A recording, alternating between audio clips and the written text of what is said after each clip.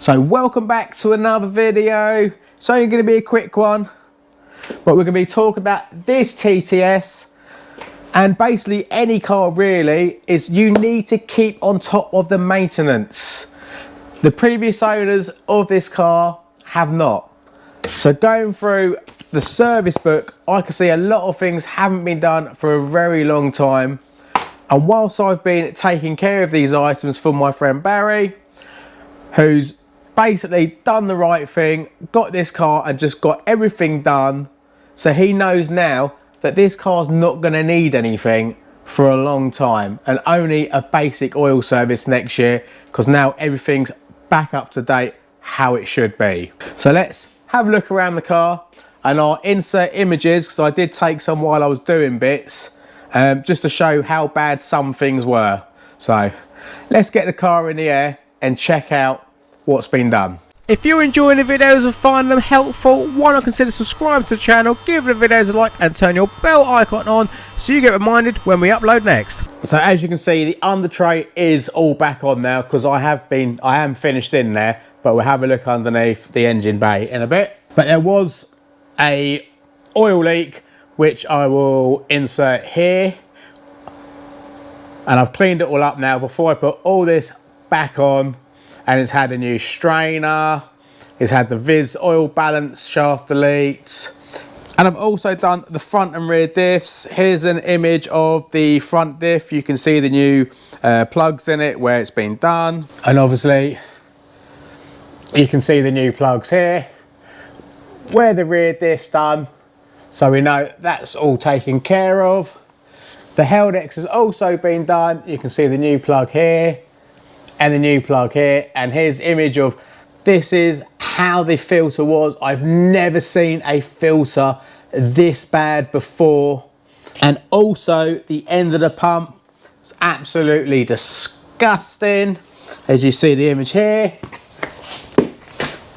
So you can see it's got a nice new filter and everything in there now, and the pump has been pulled and now it's put back in place with some new seals and all being cleaned up. This was absolutely disgusting. As I said, it was the worst I've ever seen.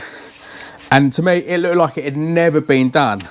I can't actually show you the service book because A, it's not my car. So I'm just looking at it now. The Haldex oil was changed at Audi. Last time in the service book was 2014. 2014. That's 11 years ago, and the car had only done 39,000 miles, and the car is on now 120, and this is supposed to be done a lot sooner than that. Every 4 years or 40,000 you do that. But as you can see, that was well overdue. So with the Haldex all done now, and surprisingly, it all still works. I tested the pump, I bled it all, I've had it all moving, which is good. So we know that's all working and there's no error codes for it. Also, the DSG was done. Same thing with that really. That's every like 4 years, 40,000 miles. And the last time that was done, according to the service book, was the same time as the Haldex. That's right, another 11 years ago and at 39,000 miles. And as I said, the car's now on 119, nearly 120,000. So another thing, well overdue. I don't know whether he's got paperwork where things have been shown they've been done more recent, but I can only go by the information I have here. So he bought this car with a bad brake pedal. But I'm gonna bleed all the system up for him, get all the old fluid out, because he wanted new pads all round as well, because he basically just wanted to get everything done on this car, so then he could literally just forget about it and then just enjoy it. So his wife Tina could use this as a daily. You should get your brake fluid changed every 2 years. The stuff that come out of this was black. Here's an image here. And also, brake fluid, it attracts moisture. And moisture is the one thing you don't want in your brake fluid. So just get it done. It's not expensive to do. So There we go. So it's got new pads now, all round.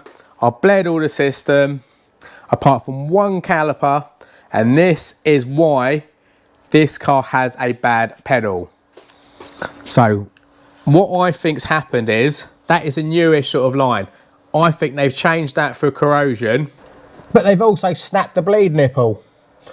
Up to this caliper is old fluid and probably a lot of air, which explains why the pedal's bad. But it's coming over later. It's got some new calipers, so we're going to bang that on there, bleed up the system again, and then hopefully we'll have a proper brake pedal. So under the bonnet, it's had a new charcoal canister. I get these off Amazon because it is literally just a plastic box with carbon, and I think they're like £100–200 from Audi, and it's £18 from Amazon. So I always get them. I've used them on all my cars and other people's cars and not had a problem. It's also got a brand new genuine cam belt fitted with tensioner and a new water pump, because there was no service of that ever being done, so we know that's all done. Also, while I was there, I put a brand new genuine thermostat in as well, because now we know that's all done. And it's quite common for a car of this sort of age and miles for the thermostats to start going. To be fair, they can go at any time, but this sort of age and miles, they do start packing up. So it made sense just to do it at the same time, so then it's all done. It's had a new fuel filter, oil filter service. He's got a panel filter in there, so we don't need to change that because that's one you just wash.